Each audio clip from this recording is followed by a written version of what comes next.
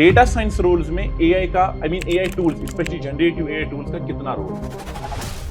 Generative AI tools तो काफ़ी productive है और अब हमारे लिए बहुत हेल्प भी करते हैं। हमको पूरा डिपेंड भी नहीं रहना है एआई के ऊपर। What's the first thing that I should do as a student ताकि मैं डेटा साइंटिस्ट बनूं बाद में? लेट्स सपोज मैं ऐसा स्टूडेंट जिसको मैथमेटिक्स आती नहीं, क्या मैं डेटा साइंटिस्ट बन सकता हूं?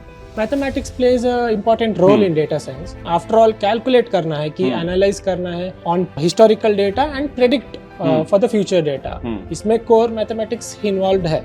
एक ऐसा रोड मैप बताओ जो आपने फॉलो किया। Keep a time daily for your study. जैसे कि 3 आवर्स में रखता था। पर्सनल एक्सपीरियंस के हिसाब से कितना टाइम फ्रेम चाहिए एक डेटा साइंटिस्ट बनने के लिए? वैसे तो पर्सन टू पर्सन डिपेंड करता है। हाँ।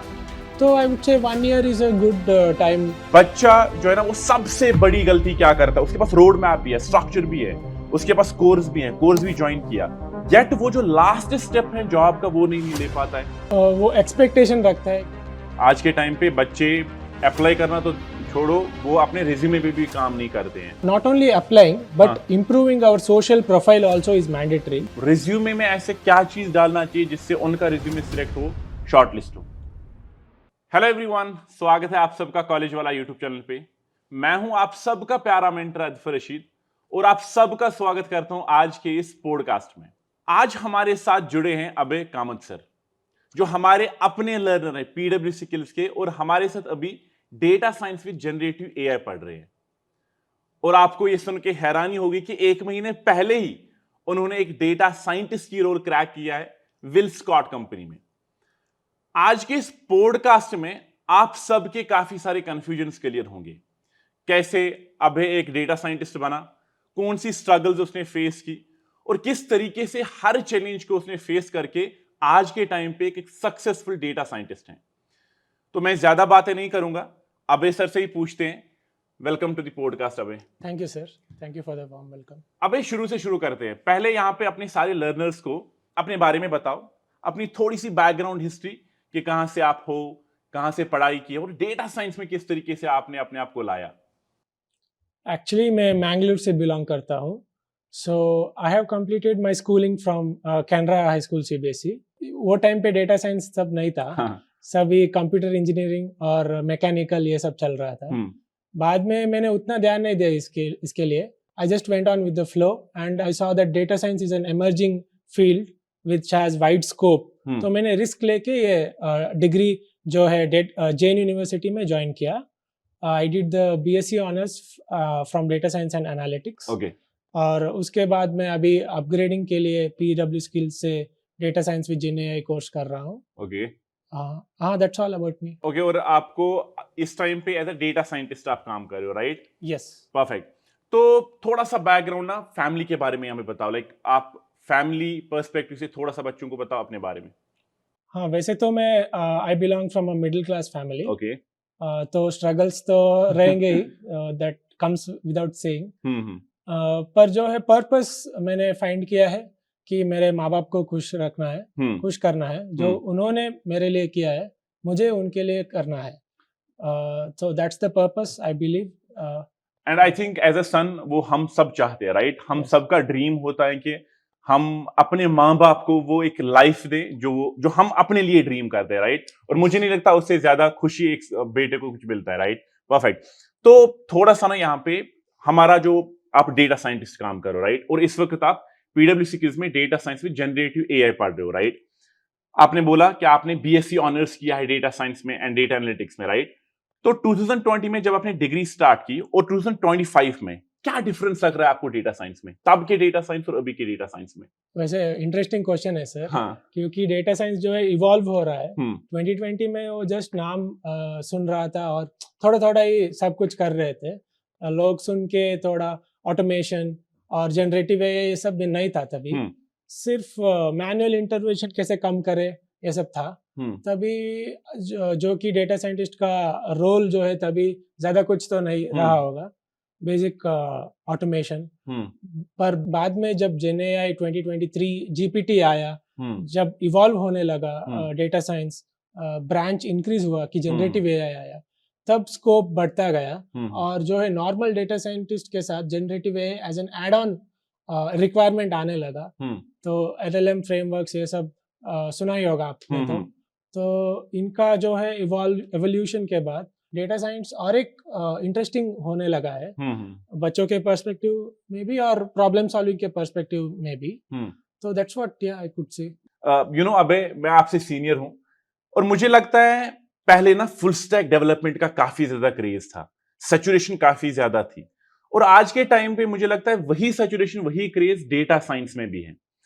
तो इस वक्त काफी सारे बच्चे डेटा साइंस सीख रहे हैं, मुझे भी काफी सारे बच्चे टेक्स्ट करते हैं सर डेटा साइंस कैसे स्टार्ट करें, कौन से रोड मैप फॉलो करें, रिसोर्सेज शेयर करो। तो एक भीड़ बन रही है डेटा साइंस में और मुझे लगता है आने वाले टाइम में और ज्यादा होगा। तो आपके हिसाब से सिंस आप अभी डेटा साइंस पढ़ रहे हो, आपने एक लास्ट स्टेप लिया है, वो जॉब भी क्रैक किया है, इस भीड़ से कैसे निकले, इस भीड़ से एक यूनिक बच्चा कैसे निकले ताकि डेटा साइंस का एक रोल क्रैक करे? जैसे हम पता है कि लोग भीड़ में घुस जाते हैं, जो आपने सही बोला है, तो हमको जो ऐसा भी अलग अलग मतलब प्रेशर भी नहीं डालना है अपन पे, तो ऐसे कूल रह के अपने कंसिस्टेंट रहना है। जो भी हम कर रहे हैं वो पकड़ के every day repeatedly no matter what हमको रिपीट करना है और वही है जो छोटा थिंग्स जो है at the end of the year बड़ा होके जाएगा। तो लोग जो है डिस्ट्रैक्टेड बहुत है ये टाइम पे, तो कंसिस्टेंट रहोगे तो बन जाएगा। आपने यहाँ पे दो चीजें बोली, एक है कि कंसिस्टेंसी इंपॉर्टेंट है और दूसरा है आज के टाइम पे बच्चे काफी ज्यादा डिस्ट्रैक्टेड रहते हैं एंड आई कंप्लीटली एग्री। मैं भी जब बच्चों को डेटा साइंस या नॉट जस्ट डेटा साइंस कोई भी स्किल हो उसके बारे में बात करता हूं ना, आई बिलीव बच्चों ने काफी सारे कंफ्यूजन दिमाग में रखे हैं फिजूल के, जिनका कोई मतलब ही नहीं है। जैसे एक कंफ्यूजन जो मैं आपसे पूछने भी जाऊंगा वो है सर आज के टाइम पे कि एआई मेरी जॉब खाएगा। आप इस वक्त डेटा साइंटिस्ट हो, है ना, आप डेटा के साथ खेलते हो, इस वक्त काम करते हो, आपके दिन में डेटा साइंस है, right? So what do you think data science roles में एआई का, I mean AI tools specially generative AI tools का कितना रोल है? हाँ, जनरेटिव एआई टूल्स तो काफी प्रोडक्टिव है और अब हमारे लिए बहुत हेल्प भी करते हैं up to a limit I can say. तो dependency is what matters here. हमको पूरा डिपेंड भी नहीं रहना है एआई के ऊपर, जस्ट हमको हमारा स्किल्स के लिए एक मोर प्रोडक्टिव बने, काम बच सके, रिपीटेटिव टास्क जो है मैन्युअल कर रहे हैं वो बच सके, उसके लिए हम एआई यूज करते हैं। तो वो एंगल से देखे तो AI is very productive and very useful tool, ना कि हम पूरा उसके ऊपर डिपेंड रहे, which will create problems later of course. Means अपने फंडामेंटल्स को स्ट्रांग करो, फाउंडेशंस को स्ट्रांग करो। AI tools are here to help. Yes sir, ये हमारी प्रोडक्टिविटी को इंक्रीज करेंगे, लेकिन जब तक ना फाउंडेशन स्ट्रांग होंगे तब तक आप अपना काम नहीं कर पाओगे। Very good. तो यहाँ पे लेट्स सपोज मैं एक स्टूडेंट हूं, मुझे नहीं पता है कि मैं डेटा साइंस की जर्नी कैसे स्टार्ट करूं, राइट? आपको क्या लगता है? I am not talking about road map, I am not talking about curriculum, what's the first thing that I should do as a student ताकि मैं डेटा साइंटिस्ट बनूं बाद में? Like depending on the person, मतलब अपने अपने एक person को एक एक गोल रहता है, जाके डेटा साइंटिस्ट बने या डेटा एनालिस्ट बने, तो अपने गोल को आइडेंटिफाई करे और उसके हिसाब से नेक्स्ट स्टेप जो है क्या कर सकते हैं वो समझे, ना कि फुल प्लान बनाए at the first step. At the first step just look for the next step, what I can do to improve from this stage, what I could do that will bring me to the next stage। उसके हिसाब से consistent रहे तो definitely we will get a breakthrough। I completely agree। I also believe कि आज के time पे ना, जैसे मैंने बोला, सैचुरेशन हो रही है। मुझे लगता है बच्चे बस कूल बनने के चक्कर में डेटा साइंस शुरू कर रहे हैं। तो पहले अपना गोल सेट करो, वंस गोल डिसाइड हो गया उसके बाद बाकी चीजें। Very well put sir. तो यहाँ पे ना लेट्स सपोज अब मैंने अपना गोल सेट किया, मुझे पता है डेटा साइंटिस्ट बनना है, तो उसके बाद मेरा नेक्स्ट स्टेप क्या होगा? आपने बोला नेक्स्ट स्टेप लो, आराम आराम से नेक्स्ट स्टेप डिसाइड करो, राइट? तो मैंने अपना गोल सेट किया, अब उसके बाद मैं नेक्स्ट स्टेप क्या लूं? बेसिकली रिसोर्सेस के लिए देके, जिसे अपन जो अभी स्किल सेट में है उसे वन स्टेप एक्स्ट्रा कैसे अपस्किल हो सके, ताकि जैसे कि अपडेटिंग टेक्नोलॉजीज आ गया, जनरेटिव एआई आ गया और उसमें एडवांसमेंट्स आ गए, तो एनी वन को लेके हम upgrade as a one by one जाए तो हमारे लिए अच्छा है, और एट द डीप हम जाए तो कंप्लीट अंडरस्टैंडिंग मिलेगा हमें। Very good, very good. आप ऑलरेडी इस वक्त डेटा साइंटिस्ट हो, क्या इजी था डेटा साइंटिस्ट बनना? हाँ, वैसे तो वो टाइम पे डेटा साइंस उतने नहीं थे जितने अभी है। हाँ तो एनरोलमेंट्स कम थे वो टाइम हाँ पे, हाँ डाइवर्स हो चुके थे। हाँ। पर आगे मैं समझूंगा कि डेटा साइंटिस्ट के लिए रिक्वायरमेंट्स भी रहेंगे, पर जो बच्चे आना चाहेंगे वो भी बढ़ते ही रहेंगे।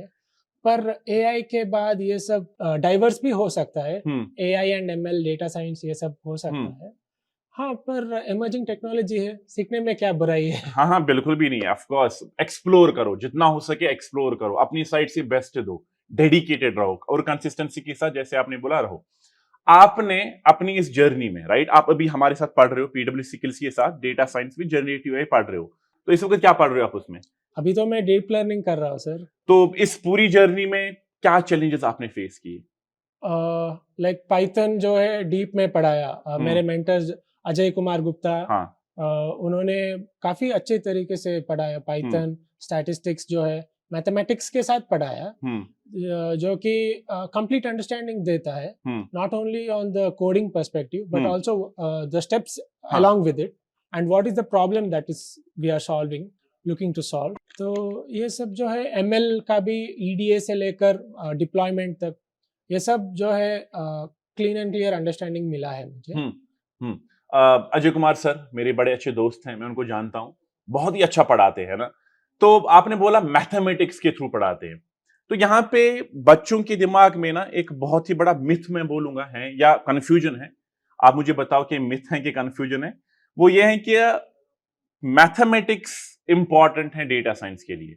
लेट्स सपोज मैं ऐसा स्टूडेंट जिसको मैथमेटिक्स आती नहीं, क्या मैं डेटा साइंटिस्ट बन सकता हूँ? वैसे तो आप टीचर है, आपको ही बोल रहा हूँ। आप जानते हैं। हाँ मेरे हिसाब से आप ही ज्यादा जानते हैं। हाँ।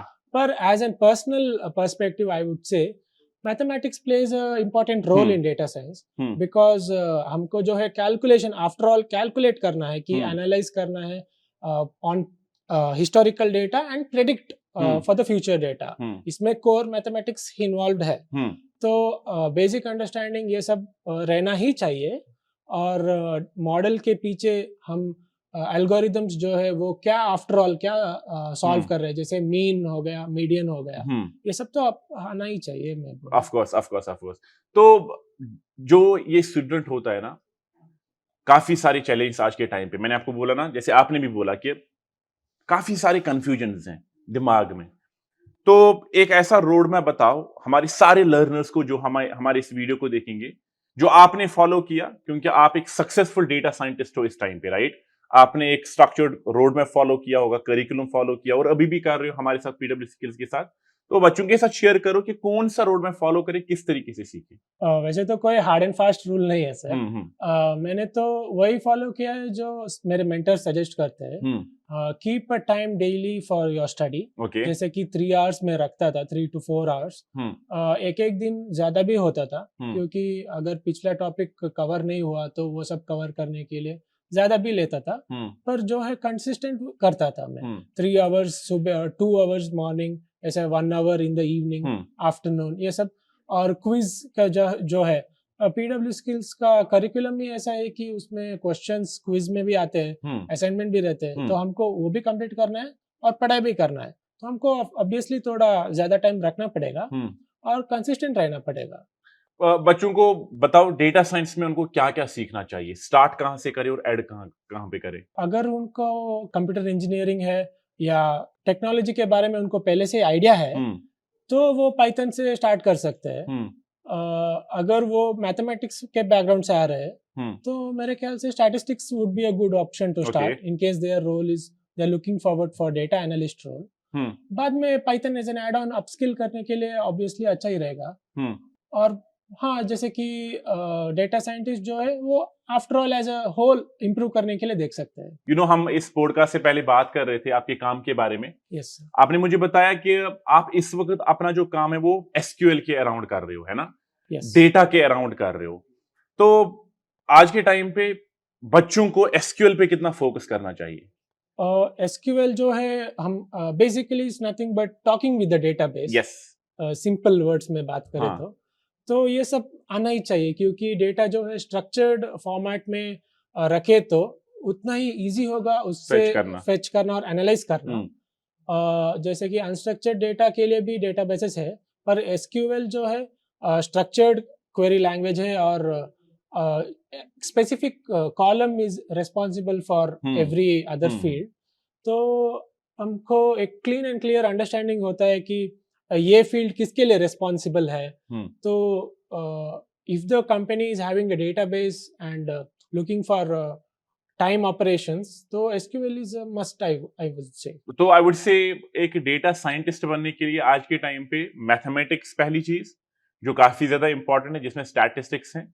स्टैटिस्टिक्स में जैसे प्रोबेबिलिटी के कंसेप्ट्स आते हैं, फिर बाद में है ना mean, mode, median, variance, standard deviation, ये सारी सैम्पलिंग वैम्पलिंग, ये सारी चीजें मैथमेटिक्स में आती हैं। उसके साथ साथ मैथमेटिक्स में आपको लीनियर अलजेब्रा भी आता है, वो भी आपको अच्छे से पढ़ना चाहिए। उसके साथ साथ calculus plays a very important role, right. तो ये कुछ कंसेप्ट्स हैं जो डेटा साइंस में आपको पढ़ने ही आने चाहिए। उसके बाद SQL plays a very important role, and I believe कि आज के टाइम पे डेटा साइंस में जो डेटा साइंटिस्ट नए लग रहे हैं, फ्रेशर्स लग रहे हैं, उनको सबसे पहला टास्क यही दिया जाता है कि एसक्यूएल के थ्रू डेटाबेस से बात करो, एनालाइज करो, इनसाइट्स निकालो। तो जितने भी बच्चे इसको देख रहे हैं, एसक्यूएल पे अच्छा खासा ध्यान दो, एसक्यूएल पे जितना प्रैक्टिस हो सके उसको करो। फिर पाइथन है हमारे पास प्रोग्रामिंग लैंग्वेज, जिसमें फिर हमारे मशीन लर्निंग आते हैं, जिसमें हम प्रेडिक्टिव मॉडल्स बनाते हैं। तो ये है मोटा मोटा, राइट। और डीप लर्निंग आपने बोला, अभी डीप लर्निंग पढ़ रहे हो। हाँ। तो डीप लर्निंग फिर बाद में आता है, मशीन लर्निंग में न्यूरल नेटवर्क्स, वो सारी चीजें। तो अगर आप इसको इस तरीके से पढ़ोगे तो आप एक डेटा साइंटिस्ट अच्छे से बन सकते हो। आपके हिसाब से आप इस वक्त पीडब्ल्यूसी में पढ़ रहे हो, 6 to 8 महीने का कोर्स है, बट आपके पर्सनल एक्सपीरियंस के हिसाब से कितना टाइम फ्रेम चाहिए एक डेटा साइंटिस्ट बनने के लिए? वैसे तो पर्सन टू पर्सन डिपेंड करता है। हाँ। पर हमको एक टाइम फ्रेम रखना चाहिए कि जैसे कि पीडब्ल्यू स्किल्स ने रखा है 6 to 8 months। हाँ। वो is I mean it I wouldn't say that it's all. हमको उसके बाद भी करते रहना है, कंटिन्यू पढ़ाई करते रहना है। हाँ। और करंट टेक्नोलॉजी जो है उसके हिसाब से अपडेट करते रहना है हम अपने आप को। तो आई वुड से 1 year is a good time that a person should spend. हाँ, तो 1 साल काफी टाइम है, not just data scientist but कुछ भी बनने के लिए, आई ऑल्सो बिलीव। लेकिन आपके हिसाब से ये जो 1 साल का टाइम है ना, इसको किस तरीके से स्टूडेंट को लेना चाहिए? Like what should be the everyday plan? हर दिन बच्चा किस तरीके से पढ़ेगा? क्योंकि मुझे लगता है काफी सारे बच्चों की ऐसी मेंटालिटी होती है, वो एक ही दिन 8 घंटा पढ़ेंगे, उसके बाद 2 हफ्ता नहीं पढ़ेंगे, तो वो कंसिस्टेंसी नहीं है। तो आपके हिसाब से अगर 1 साल मुझे टाइम फ्रेम मिला, आपने दिया, तो मैं किस तरीके से इस 1 साल को लूं ताकि मैं एक डेटा साइंटिस्ट या कोई भी एक स्किल को अचीव करूं? हाँ, जैसे कि आपने मेंशन किया, तो हमको कंप्लीट 1 year हमको पढ़ाई करना है, ऐसे ही रेस्ट्रिक्ट नहीं करना है अपने आप को। तो डेली के हिसाब से जाना है, 1 day एट अ टाइम जाए तो ये दिन के लिए मुझे इतना खत्म करना है। हाँ। और उसके नेक्स्ट दिन सेम थिंग गोज, जो है वो कंप्लीट करते रहना है। तो after 1 or 2 months you see that you are not looking for the big plan, but you are focusing on how much you can do each day. तो at the end of the day आप 2 months 3 months down जाए तो आप देखेंगे कि मैंने इतना cover किया है। तो आप अगर इंटरव्यू के लिए अप्लाई कर सकते हैं कि इंटर्नशिप जो है कोई भी कंपनी देंगे, आफ्टर 3 months और 4 months बेसिक नॉलेज के बाद इंटर्नशिप कर सकते हैं। जो अपन को एक होल्ड मिले तो टेक्नोलॉजी और पाइथन के बारे में इंटर्नशिप करके रियल टाइम एक्सपीरियंस करने के बाद वही कंपनी फुल टाइम भी देंगे। वरना अपने आप को हमारा कोर्स जो है वो हम जारी रखेंगे, ब्रेक थ्रू तो मिलके ही रहेगा। अब ये जो 1 साल का है ना, आपने भी अच्छा खासा टाइम दिया, क्योंकि आपने अपनी डिग्री भी डेटा साइंस में ही की है, उसके बाद पीडब्ल्यू स्किल्स का कोर्स भी ज्वाइन किया डेटा साइंस में। तो आप जब पढ़ते थे ना, जब आप सीखते थे ये सारी चीजें, आपने सीखने में कौन से चैलेंजेस फेस किए? क्या इजी था? मतलब हर दिन आप कंसिस्टेंसी से पढ़ पा रहे थे, पूरा दिमाग लगा के पढ़ पा रहे थे? वैसे तो ह्यूमन टेंडेंसी है, थोड़े टाइम के बाद बोर होने लगता है। पर इंटरेस्टिंग रखना है, सिंपल रखने की मेरा रूल है। लाइक आई मेंशन, बड़ा पिक्चर मैं देखता हूँ, but I focus on the current step. तो मैं सोचूं कि 1 साल पढ़ाई करना है तो मैं बोर हो जाऊंगा। मैं 1 day एट अ टाइम जाऊँ तो आई विल बी कंसिस्टेंट और आई विल एंजॉय ऑल्सो। उसके हिसाब से जाए तो हमारे लिए पर्सनल डेवलपमेंट के लिए अच्छा भी है। और जो ब्रेक थ्रू तो मिल के ही रहेगा, हमको उसके टेंशन नहीं करना है। हमारा एफर्ट जारी रखना है। सो सिंपल है, मतलब बस लगे रहो। यस, और अप्लाई करते हाँ रहो। एग्जैक्टली, जो आपने जब कोई भी स्किल उठाई, डेटा साइंटिस्ट बनना है, जब आपने पहले गोल सेट किया, जब तक ना आप उसको अचीव करो, जितना भी टाइम लगे रहो। That's what you mean, right? Yes, perfect perfect. तो ऑफ कोर्स ह्यूमन टेंडेंसी है कि हर दिन कंसंट्रेट नहीं कर पा रहा है, लेकिन आपने बहुत अच्छी बात बोली कि जरूरी नहीं है कि मतलब सिर्फ पढ़ना है, एंटरटेनमेंट भी जिंदगी में रखना है। तो दोनों चीजों को साथ लेके चलो और उसके बाद ऑटोमेटिकली आप गोल पे अच्छे से फोकस कर पाओगे। परफेक्ट है। अब आपने इंटरव्यूज दिए होंगे इस जॉब के लिए, है ना? आपने इंटरव्यूज क्रैक किए होंगे, एंड आई बिलीव आज के टाइम पे कोई भी रोल हो, सिर्फ उस रोल की नॉलेज होना एनफ नहीं है। Communication skills pledge a very important role. तो आपके हिसाब से आपको ये रोल देने में कितना कम्युनिकेशन स्किल्स ने रोल प्ले किया? वैसे तो कम्युनिकेशन स्किल्स जैसे आपने बोला, not only we have to analyse the data but present as well. तो स्टेक होल्डर्स रहेंगे जो हमारे डेटा को अंडरस्टैंड करने के लिए, टेक्निकल भाषा में तो उनको समझ में नहीं आएगा। हाँ, तो we have to deliver in such a way that in layman terms it needs to be understood to the whole team. Exactly. KT देना हो तो ये टाइम भी हेल्प करता है communication skills. So I would say communication is a vital role in the upskillment and continuity of the career. जो हमको difficult phases में communicate करने के बाद आसान भी कर देता है, और at the same time हमको एक connectivity रख देता है टीम के साथ। तो like data science is, it's not just about कि डेटा को एनालाइज किया फिर प्रिडिक्शंस किए, बट इट्स ऑल्सो अबाउट जो इनसाइट्स आप निकाल रहे हो उसको किस तरीके से आप प्रेजेंट कर पा रहे हो। तो communication skills of course plays a important role. And आपको लगता है आज के टाइम पे बच्चे ये गलती करते हैं कि वो डेटा साइंस पे तो फोकस करेंगे, डेटा एनालिटिक्स पे तो फोकस करेंगे, लेकिन हर दिन कम्युनिकेशन पे फोकस नहीं करते हैं? हाँ सर, क्योंकि जो है ऑनलाइन क्लास में पढ़ते हैं बच्चे, तो they are only in the front of the computer, और जो है उतना टाइम कंप्यूटर के साथ ही गुजारते हैं। तो कम्युनिकेशन रियल टाइम तो होता नहीं है, नॉर्मल मैसेजिंग ये सब रहता है। तो I would say at the same time when you are feeling bored, just go and talk to your friend, ऐसा सब बात करेंगे तो बैलेंस में रहेगा सब। तो mainly communicate as a, I mean it plays a vital role, equally important. Perfect. Perfect. तो यार थोड़ा सा अपने बारे में बताओ, सैलरी कितनी मिल रही है? कितना पैकेज है? मिल रहा है मुझे। परफेक्ट। अरे बहुत होता है, स्टार्ट करना as a data science is बहुत अच्छी बात।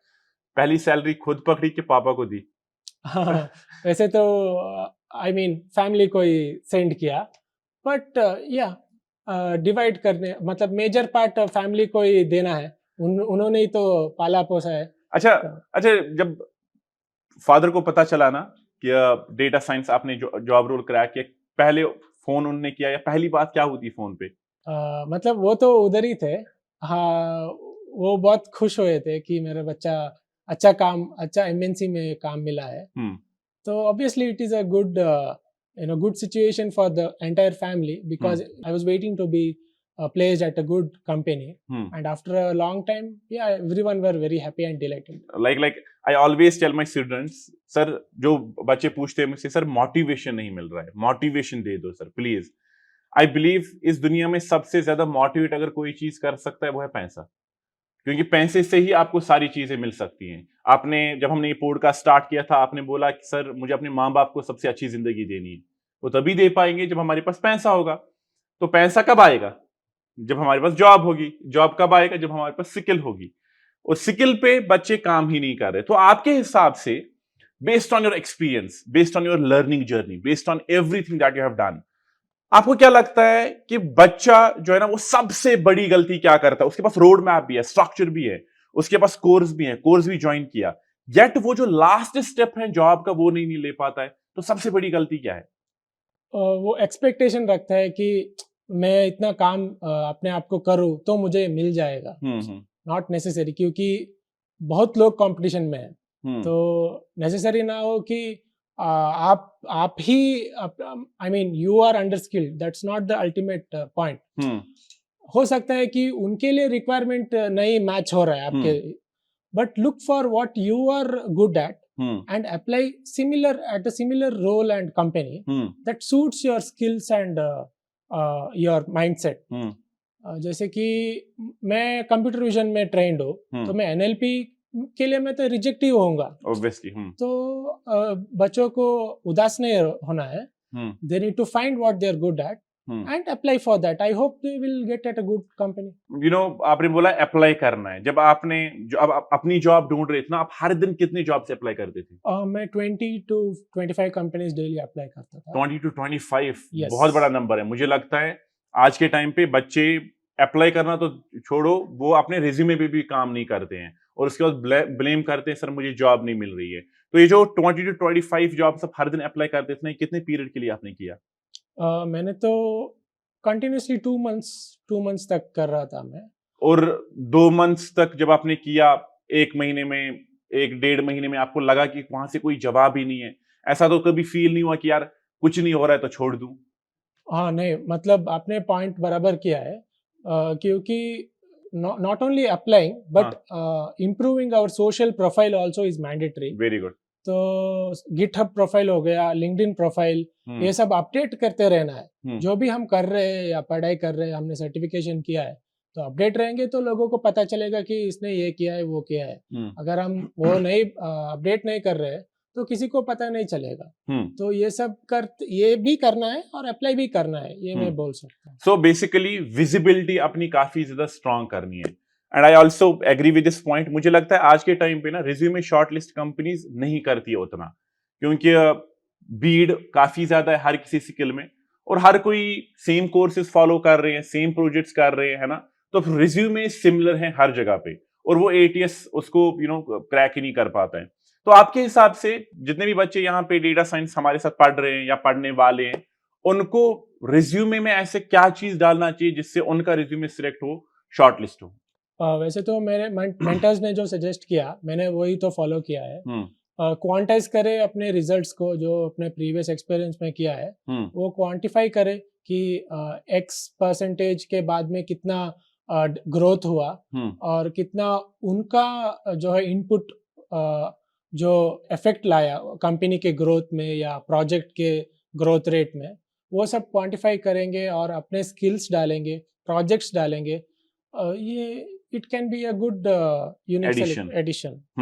और ऑफ कोर्स लाइक जो भी आप प्रोजेक्ट्स बना रहे हो उनमें कुछ अपना यूनिक कंट्रीब्यूट करो, बिकॉज आई बिलीव कि फ्रेशर के पास एक्सपीरियंस तो नहीं होता है, तो जो प्रोजेक्ट्स होते हैं वही प्रूफ ऑफ वर्क होता है। तो जितने अच्छे यूनिक प्रोजेक्ट्स होंगे उतना ही बेटर रहेगा। और मैं यहाँ पे एक और पॉइंट ऐड करूंगा बेस्ड ऑन माय एक्सपीरियंस।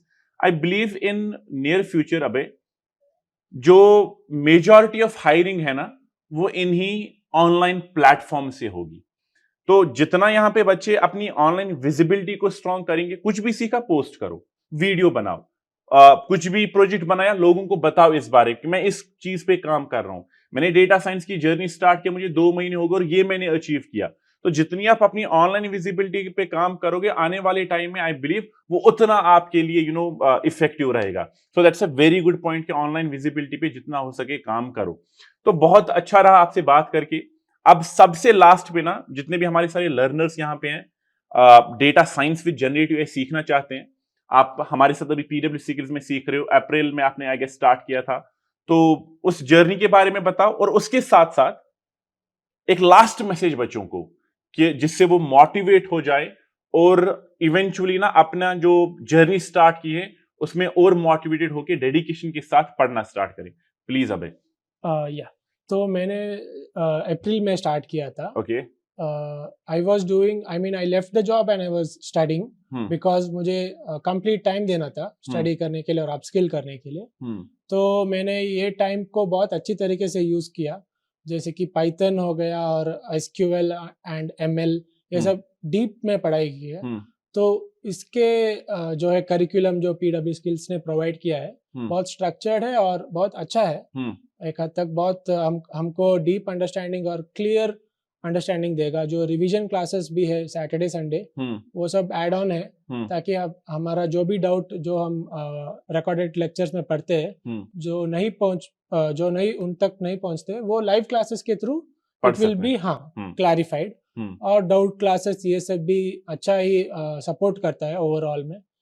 और प्रोजेक्ट्स ये सब मैंने भी किया है पीडब्ल्यू स्किल्स में, जो प्रोजेक्ट्स थे असाइनमेंट्स जो थे, ये सब एज अ wrapper काम करते, जो हमारा नॉलेज को वैलिडेट करते और कीप ऑन गोइंग, जो स्टॉप नहीं देते, you keep on go towards the goal, ये सब। तो हर बार चैलेंजेस मिलते ही रहते हैं, जो भी आप पढ़ रहे हो उसके रिलेटेड आपको कंटिन्यूसली रिसोर्सेज मिलते ही रहते हैं, तो उसकी वजह से इस जर्नी में बड़ा मजा भी आता है ना।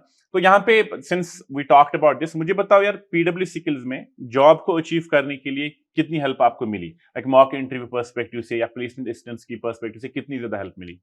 मुझे तो काफी हेल्प मिला है, क्योंकि एक मेंटर होना बहुत इंपॉर्टेंट है। तो पीडब्ल्यू स्किल्स ने मुझे मेंटर प्रोवाइड किया है, और प्रांजल पांडे सर मेरे एसएमई थे, तो वो कंसिस्टेंटली एक मतलब टॉपर्स बैच में मैं था, तो उसमें interview question, most frequently asked questions, ये सब डालते रहते थे। तो जो है इनपुट अपने ब्रेन को जाता रहता था कि ये क्वेश्चंस आएंगे और इसके लिए तैयार रहना है। और एवरी सैटरडे कम्युनिकेशन क्लास रहता था, जैसे कि आप हमारा कम्युनिकेशन डेवलप करें और इफेक्टिव बनाए। तो ये सब के बाद और असिस्टेंस, कंप्लीट मेंटरशिप असिस्टेंस ये सब देते हैं, तो रेज्यूमे को कैसे अपडेट करना है, ये सब काफी चीजें ने बहुत हेल्प किया है। परफेक्ट।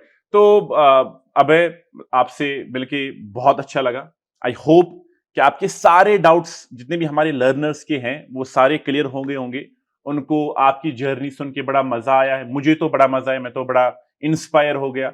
और मुझे लगता है अपस्किलिंग जो आपने पीडब्ल्यूसी स्किल का कोर्स ज्वाइन किया अपस्किलिंग के लिए, मुझे लगता है मुझे भी अपस्किलिंग करनी चाहिए। पता नहीं क्यों पिछले कुछ दिनों से मैं अपस्किलिंग नहीं कर रहा हूं, but I am going to start it. And एक सिंपल चीज मैं अपनी साइड से बोलूंगा, पीडब्ल्यूसी स्किल्स एक ऐसा प्लेटफॉर्म है जो आप सबकी हेल्प करना चाहता है।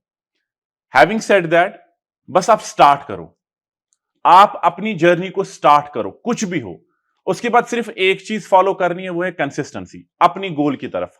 हर दिन पढ़ना है, कम पढ़ो बट हर दिन पढ़ो, उससे आप जो भी आपका गोल है उसकी तरफ बढ़ोगे।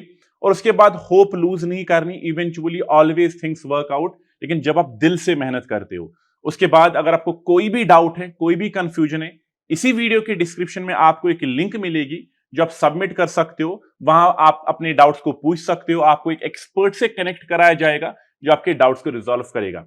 अबे थैंक यू सो मच। आपसे काफी सारे लोग कनेक्ट करेंगे लिंक्डइन पे, I am pretty much sure. और उसके अलावा जितने भी डाउट्स हैं वो आपसे पूछ सकते हैं, मुझे पूछ सकते हैं। Thank you so much, take care of yourself, wish you best of luck guys, thank you so much. Thank you sir.